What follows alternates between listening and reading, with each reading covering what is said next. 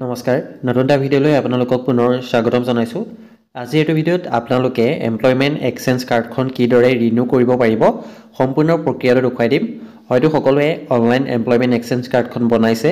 যদি আপোনালোকে এতিয়ালৈকে এক্সচেঞ্জ কাৰ্ড বনোৱা নাই তেনেহ'লে কিদৰে বনাব পাৰিব তাৰ ওপৰত ডিটেইলছত ভিডিঅ' বনাই দি ৰখা হৈছে। সকলো ধৰণৰ চৰকাৰী চাকৰি আবেদনৰ ক্ষেত্ৰত এক্সচেঞ্জ কাৰ্ডখন অতি জৰুৰী। যদি আপোনাৰ এক্সচেঞ্জ কাৰ্ড নাথাকে তেনে ক্ষেত্ৰত আপোনালোকে অসম চৰকাৰৰ কোনো চাকৰিৰ বাবে আবেদন কৰিব নোৱাৰিব। সেইবাবে যিসকলে এপ্লাই কৰা নাই তেওঁলোকে ডেছক্ৰিপশ্যনত দিয়া লিংকটোত গৈ পেলাই ভিডিঅ' চাই আবেদন কৰি ল'ব।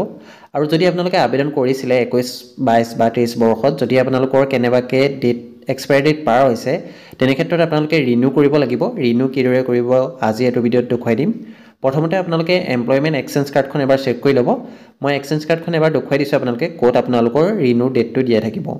হয়তো এক্সচেঞ্জ কাৰ্ডখন সকলোৱে এনেকুৱাকৈ শ্ব' কৰিব য'ত আপোনাৰ নাম থাকিব, ডেট অফ বাৰ্থ, লগতে ডেট অফ ৰেজিষ্ট্ৰেশ্যন নাম্বাৰ আৰু আপোনাৰ সম্পূৰ্ণ এড্ৰেছটো, বাকী কোৱালিফিকেশ্যনৰ ডিটেইলছখিনি। যদি আপোনালোকে আপডেটো কৰা নাই তেনেহ'লে ৰেজিষ্ট্ৰেশ্যন কৰি আপডেট কৰি ল'ব। যদি এক্সচেঞ্জ কাৰ্ড এপ্লাই কৰোঁতে কিবা ভুল হৈছে তেনেহ'লে ৰেজিষ্ট্ৰেশ্যন কৰি আপোনালোকে কাৰেকশ্যন কৰিব পাৰিব। আপডেট কৰাৰ পাছত ইয়াত গোটেইখিনি 10, 12 গোটেইখিনিৰ কোৱালিফিকেশ্যন শ্ব' কৰিব। তাৰ তলত আপোনালোকে দেখিবলৈ পাইছে নেক্সট ৰিনিউৱেল ডিউ অন 21/01/2025 অৰ্থাৎ জানুৱাৰী 21 তাৰিখৰ পাছত মোৰ ৰিনিউ কৰাৰ ডেট আছিলে, যিটো ডেট মোৰ পাৰ হৈছে। সেইটো বাবে আজি আপোনালোকক সম্পূৰ্ণ প্ৰক্ৰিয়াটো দেখুৱাই দিম কিদৰে আপোনালোকে ৰিনিউ কৰিব পাৰিব। সকলোৱে নিজৰ নিজৰ এক্সচেঞ্জ কাৰ্ডখন এবাৰ চেক কৰক। যদি আপোনালোকৰ কেনেবাকৈ ৰিনিউ ডিউ ডেটটো আপোনালোকৰ পাৰ হৈ গৈছে তেনে ক্ষেত্ৰত আপোনালোকে ৰিনিউ কৰিব লাগিব। যদি ৰিনিউ নকৰাকৈ যিকোনো ধৰণৰ চাকৰিৰ বাবে আবেদন কৰে তেনে ক্ষেত্ৰত আপোনালোকৰ এপ্লিকেশ্যনখন ৰিজেক্টো হ'ব পাৰে আৰু আপোনালোকৰ যিখন এমপ্লয়মেণ্ট এক্সচেঞ্জ কাৰ্ড সেইখনৰ ভেলিডিটিটো গুচি যাব যদি আপোনালোকৰ ডেটটো পাৰ হৈছে। সম্পূৰ্ণ প্ৰক্ৰিয়াটো দেখুৱাই দিম কিদৰে ৰেজিষ্ট্ৰেশ্যন কৰিব লাগিব। প্ৰথমতে সেৱা সেতু ৱেবছাইটটো অ'পেন কৰি ল'ব। লিংকটো মই ডেছক্ৰিপশ্যনত দি দিছোঁ। লিংকটো অ'পেন কৰাৰ পাছতে আপোনালোকে looking for particular services option যিটো দেখিছে তাত আপোনালোকে ছাৰ্চ কৰিব ৰিনিউৱেল অফ ৰেজিষ্ট্ৰেশ্যন কাৰ্ড বুলি। তাৰ তলতে আপোনালোকৰ আহি যাব দেখিছে renewal of registration card of employment seeker in employment exchange. সেই অপশ্যনটোত আপোনালোকে চিলেক্ট কৰিব। তাৰপাছত আপোনাৰ যিখন এপ্লিকেশ্যন ফৰ্ম সেইখন আহি যাব renew of registration card of employment seeker in employment exchange. ইয়াত কিছুমান গাইডলাইনছ দিয়া হৈছে, এইখিনি আপোনালোকে চাই ল'ব। তাৰপাছত আপোনালোকে এপ্লাই উইথ আধাৰ অপশ্যন যিটো আছে তাত ক্লিক কৰিব। এপ্লাই উইদাউট আধাৰ অপশ্যনত ক্লিক নকৰিব।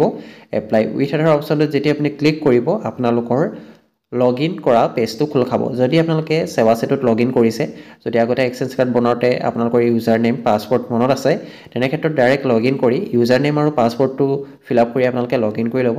যদি একাউণ্ট ক্ৰিয়েট কৰা নাই, যদি আগৰ ইউজাৰ নেম পাহৰিছে তেনে ক্ষেত্ৰত যদি নিউ একাউণ্ট ক্ৰিয়েট কৰিম বুলি ভাবে তেনে ক্ষেত্ৰত আপোনালোকে ৰেজিষ্টাৰ নাও অপশ্যনত ক্লিক কৰিব। ৰেজিষ্টাৰ নাও অপশ্যনটো ক্লিক কৰি দিয়াৰ লগে লগে আপোনালোকে প্ৰথমতে ৰেজিষ্ট্ৰেশ্যন কৰিব লাগিব, এটা একাউণ্ট ক্ৰিয়েট কৰি ল'ব লাগিব। তাৰপাছত আপোনালোকে লগ ইন কৰি আপোনালোকৰ এক্সচেঞ্জ কাৰ্ডখন ৰিনিউ কৰিব পাৰিব। দেখিছে ৰেজিষ্ট্ৰেশ্যন ফৰ্মখন মোৰ খোল খাই গৈছে। ইয়াত প্ৰথমতে আপোনালোকে নিজৰ মোবাইল নাম্বাৰটো ফিল আপ কৰিব লাগিব। তাৰপাছত আপোনালোকে জেনেৰেট OTP অপশ্যনটোত ক্লিক কৰিব।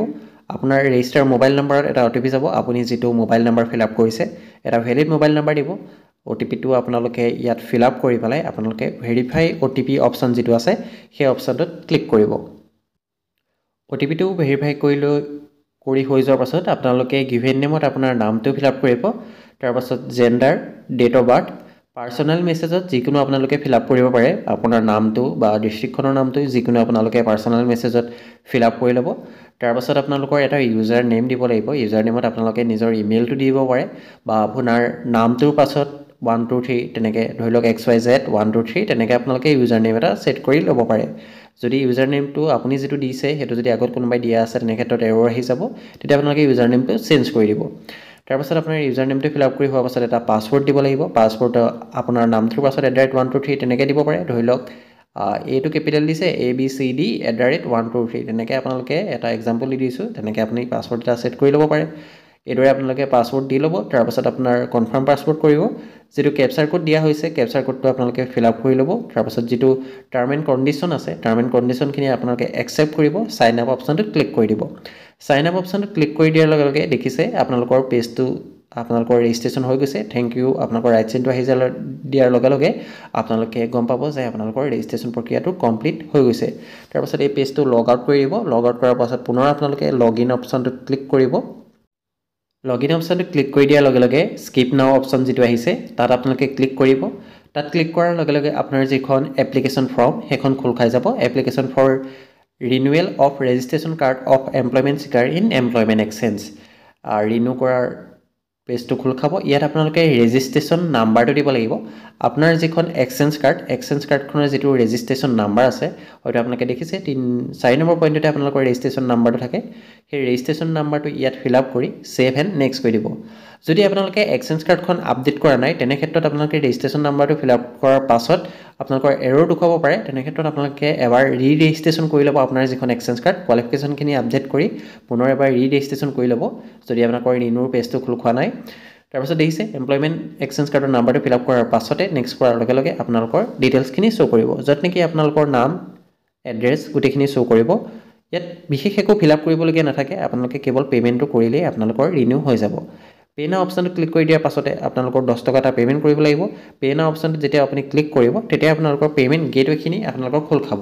সেৱা সেতুত পে'মেণ্ট কৰোঁতে বহুতে অসুবিধা পায় তাৰ বাবে মই এটা ভিডিঅ' বনাই দি ৰাখিছোঁ যদি আপোনাৰ পে'মেণ্ট ফেইল হৈছে বা আপোনাৰ বেংকৰ পৰা কাট খাইছে কিন্তু আপোনাৰ পেণ্ডিং দেখুৱাই আছে তেনে ক্ষেত্ৰত আপুনি কি কৰিব লাগে তাৰ ওপৰত মই ডিটেইলছত ভিডিঅ' বনাই দি ৰখা হৈছে আপোনালোকে সেই ভিডিঅ'টো চাব পাৰে আৰু বহুতে সোধে যে ইয়াত কেৱল কানাড়া বেংক আছে মোৰ SBI একাউণ্ট আছে হ'বনে নহয় সকলো মই তথ্য দি দিম আজি এই ভিডিঅ'ত ইয়াত আপোনালোকে পে'মেণ্ট গেটৱে'টো সিলেক্ট কৰিব তাৰ পাছত আপোনালোকে বেংক সিলেক্ট কৰিব লাগিব কানাড়া বেংক PG-টো আপোনালোকে সিলেক্ট কৰি এগ্ৰি কৰি প্ৰচিড ফৰ পে'মেণ্ট কৰি দিব লাগিব কানাড়া বেংকটো সিলেক্ট কৰা মানে এনেকুৱা নহয় যে কানাড়া বেংকত একাউণ্ট থাকিব লাগিব বা কানাড়া বেংকৰ ডেবিট কাৰ্ড UPI থাকিলেহে আপুনি ব্যৱহাৰ কৰিব পাৰিব বহুতে সেইটো কমেণ্ট কৰে আপোনালোকে যিকোনো বেংকৰ ATM ডেবিট কাৰ্ড বা আপোনাৰ UPI ইউজ কৰি পেলাই আপোনালোকে পে'মেণ্টটো কৰিব পাৰিব টাৰ্ম এণ্ড কণ্ডিশ্যনখিনি একচেপ্ট কৰি ল'ব কানাড়া বেংকটো সিলেক্ট কৰিলে অলপ সহজ হয় ইয়াত দেখিছে আপোনালোকে কাৰ্ড তাৰপাছত pay' through UPI pay' through আপোনাৰ UPI QR কোড স্কেন কৰি আপোনালোকে পে'মেণ্ট কৰিব পাৰিব যদি আপুনি কানাড়া বেংকটো সিলেক্ট কৰে তাৰপাছত যদি ডেবিট কাৰ্ড আছে তেনে ক্ষেত্ৰত আপোনালোকে কাৰ্ডটো সিলেক্ট কৰি কাৰ্ডৰ ডিটেইলছখিনি ফিল আপ কৰি আপোনালোকে পে'মেণ্ট কৰিব পাৰে যদি আপোনাৰ গুগল পে' ফোনপে' তেনেকুৱা ধৰণৰ পে'টিএম এপ আছে তেনে ক্ষেত্ৰত আপোনালোকে pay' through UPI app use কৰি পেলাই আপোনালোকে কৰিব পাৰে বা আপোনালোকে QR-টো সিলেক্ট কৰি ল'ব পাৰে মই QR-টো সিলেক্ট কৰি লৈছোঁ তাৰপিছত জেনেৰেট QR কোড কৰিম জেনেৰেট QR কোড অপশ্যনটো ক্লিক কৰাৰ পাছতে অকণমান পাছতে আপোনালোকৰ যিখন QR এই QR কোডখন আপোনাৰ স্ক্ৰীনত শ্ব' কৰিব যদি মোবাইলত কৰি আছে স্ক্ৰীনশ্বট মাৰি পেলাই পুনৰ আপোনালোকে যিটো পে'মেণ্ট এপ আছে গুগল পে' ফোনপে' সেইটো অ'পেন কৰি তাত আপোনালোকে এইটো স্কেন কৰি পেলাই আপোনালোকে পে'মেণ্টটো কৰি দিব অলপ সময় ৱেইট কৰিব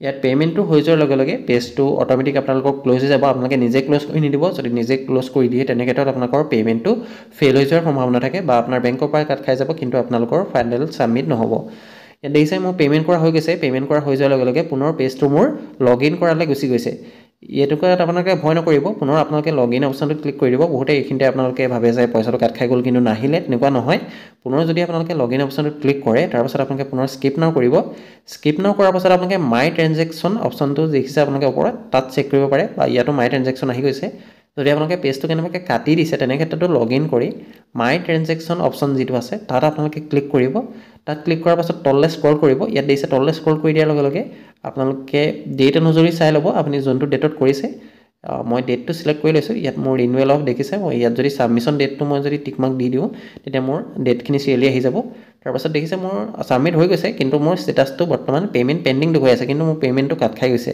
তেনেকুৱা ক্ষেত্ৰত আপোনালোকে একশ্যন অপশ্যনটোত দেখিবলৈ পাব গেট পে'মেণ্ট একনলেজমেণ্ট সেই অপশ্যনটোত যেতিয়া আপুনি ক্লিক কৰিব আপোনাৰ একনলেজমেণ্ট ৰিচিপ্ট বা আপোনাৰ যিখন এক্সচেঞ্জ কাৰ্ড সেইখন জেনেৰেট হৈ যাব বা যদি আপোনাৰ কেনেবাকৈ ভেৰিফাই কৰিবলৈ আহে ভেৰিফাই পে'মেণ্ট যদি কৰিবলৈ আহে তেনে ক্ষেত্ৰত ভেৰিফাই কৰিব 15 মিনিটমান ৱেইট কৰাৰ পাছত পুনৰ লগ ইন কৰি চেক কৰিব আপোনালোকৰ পে'মেণ্টটো ভেৰিফাই হৈ যাব ঠিক আছে যদি পে'মেণ্ট ৰিলেটেড কিবা অসুবিধা পায় তেনেহ'লে আগৰ ভিডিঅ'টো চাই ল'ব পাৰে তাত মই ডিটেইলছত বুজাই দিছোঁ যদি কিবা অনলাইন কৰোঁতে অসুবিধা পায় ৰিনিউ কৰোঁতে বা ৰেজিষ্ট্ৰেশ্যন কৰোঁতে বা ৰেজিষ্ট্ৰেশ্যন কৰোঁতে যদি কিবা অসুবিধা পাইছে তেন্তে কমেণ্ট কৰি জনাব বা হোৱাটছআপ গ্ৰুপৰ লিংকটো ডেছক্ৰিপশ্যনত দি দিছোঁ তাতো জইন হৈ আপোনালোকে মোক মেছেজ কৰিব পাৰিব আজিৰ ভিডিঅ'টো ইমানেই আছিল ভিডিঅ'টো চাই যদি অলপ উপকৃত হৈছে চেনেলটো ছাবস্ক্ৰাইব কৰিবলৈ নাপাহৰিব যদি কাৰোবাৰ ৰিনিউ ৰেজিষ্ট্ৰেশ্যন বা ৰেজিষ্ট্ৰেশ্যন কৰিবলগীয়া থাকে হোৱাটছআপ গ্ৰুপত জইন হৈ আপোনালোকে মোৰ লগত যোগাযোগ কৰিব পাৰে ধন্যবাদ